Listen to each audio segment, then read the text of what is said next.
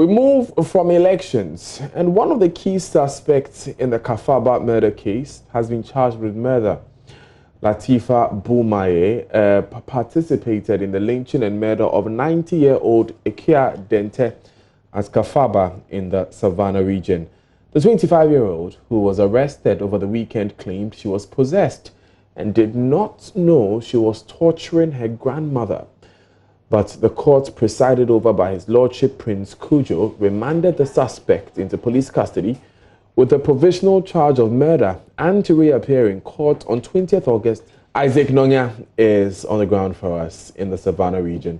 Isaac, tell us, how did the proceedings go? Well, the suspect was brought in the tight security way. The court was already full before she arrived. When the case was called, she looked very remorseful, and the presiding magistrate reminded her of why she was in the court, and she nodded in the affirmative that she was aware. Then the presiding judge also reminded her that your being here is to go back to police custody and try and assist the police with all the information you have. Don't hide anything. So at the end of the day, they will identify whether you are guilty or you're not guilty, but don't conclude that you are guilty. One interesting thing that was taken in the court is that majority of the attendants in court were females. Women who came by numbers, having heard that the suspect was being brought in for hearing, actually came to have a glance at her, and they sat through the judgment.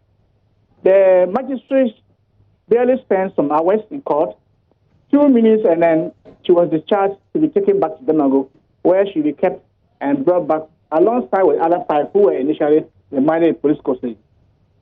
So what's the total number of suspects in police custody now? There are 6, 5 males and 1 female. We understand that the fetish priestess, one felon who wrapped something in a white wrapping and was hitting Akua Dentah, is still at large. Yes, that suspect, Serena, is still on the run, and the rumors the police is gathering is that she's in between Hamele in the Upper West region and Aflowo in the Volta region. But for now, there's no anywhere of her whereabouts. All they are doing is that they're still appealing to the public to be on the lookout and try and assist the police to bring her to book. Do we know any more about Latifa Boumaye? Latifa Boumaye, per the police interrogation and the information we have gathered on the ground, is that she didn't know the key suspect, Serena Fatima, anywhere. They met at Salaga, Kafaba, when the incident started.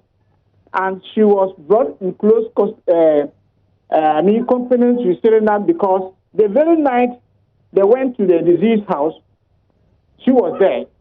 And then she was approached by Serena to help her identify the reality or identity of the woman, whether she was really culpable or not. So they were chosen to actually do what they did, according to the police, what they gathered.